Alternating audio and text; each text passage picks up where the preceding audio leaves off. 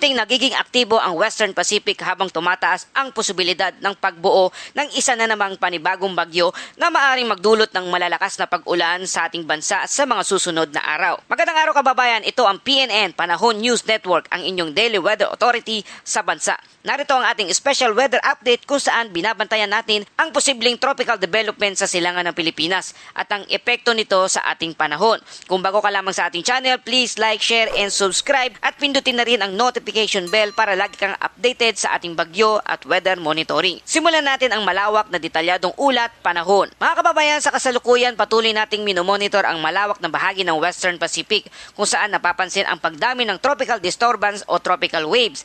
Matatagpuan ito sa silangan ng Pilipinas, Micronesia, Marshall Island, Guam at Northern Mariana Island. Ang mga sistemang ito ay nagdadala ng mas maraming moisture o halumigmig kaya tumataas ang tsansa ng pag-ulan sa rehiyon. Ano ang epekto nito sa ating bansa? Bagamat wala pang direktang bagyo, nararamdaman na ang epekto nito sa ating bansa.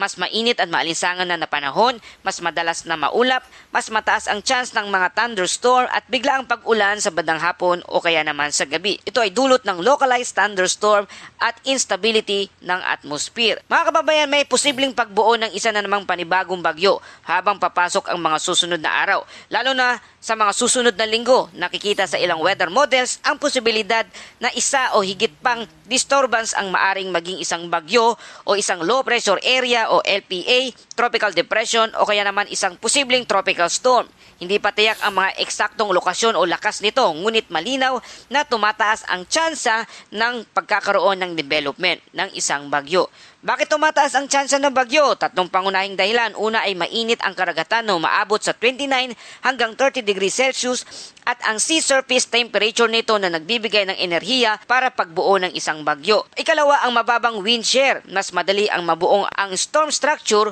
kung mababa ang wind shear. At ang ikatlo ay mataas na moisture. Mas maraming ulap o thunderstorm ang mararanasan sa paligid. Ngunit mahalagang paalala, hindi lahat ng disturbance ay nagiging bagyo at hindi lahat ay papasok sa ating Philippine Area of Responsibility. Ngunit dahil sa dami ng aktibidad nito, mas malaki ang tsansa o tumataas ang overall risk ng development sa pagbuo ng isang panibagong bagyo. Inaasang panahon sa mga susunod na araw ay posibleng maranasan ang mas madalas na pag-ulan, mas malalakas na thunderstorm at posibleng localized flooding sa ilang mga lugar. At narito ating mga ilang binabantayang lugar na mas tutukan natin sa lugar ng Guam area, Palau at Yap at silangan ng Pilipinas. Ito ang mga posibleng pagmumulan ng developing system o maaring dito magmula ang susunod na bagyo na papasok sa ating bansa. Kung ating susuriin mga kababayan, tayo ngayon ay nasa transition period kung saan ang panahon ay unti-unti nang nagiging mas aktibo. Ang kombinasyon ng mainit na karagatan, mas mataas na moisture at favorable na kondisyon ay nagiging dahilan kung bakit mas tumataas ang tsansa ng tropical development. Ngunit mahalagang tandaan na hindi lang model ang ating basihan rito. Titingnan din natin ang aktual na environment.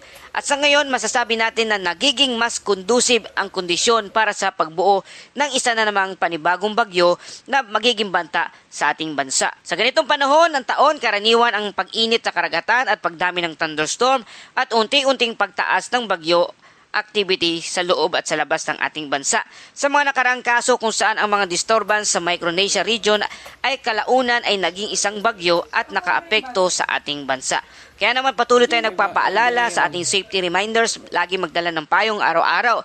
Mag-ingat sa mga biglaang thunderstorm at iwasan ang baha at landslide o kaya naman prone areas sa inyong mga lugar. Uminom ng maraming tubig kung kayo ay nagbabad sa init at patuloy na sumaybaybay sa ating weather daily updates. At para sa bod ng ating balita, ang Western Pacific ay nagiging mas aktibo na sa ngayon at maraming tropical disturbances na ang nabubuo. Tumataas na ang tsansa ng pagbuo ng isang panibagong bagyo sa mga susunod na linggo. At wala pang direktang banta sa ating bansa o nakikita ng bagyo sa ngayon at mas madalas ang pag-ulan at thunderstorm na mararanasan sa iba't ibang bahagi ng ating bansa. At dako tayo sa ating Bible verse of the day mula sa Psalms 107 verse 29. He stilled the storm to a whisper. He waves of the sea were hushed. Mga kababayan, sa gitna na pag-alon ng buhay ang mga unos ng panahon, pinapaalala sa atin ng ating Panginoong Hesus ay may kapangyarihan patahimikin ang bagyo at bigyan tayo ng kapayapaan. Patuloy tayong manalig at magtiwala sa kapangyarihan ng ating Panginoong Hesus.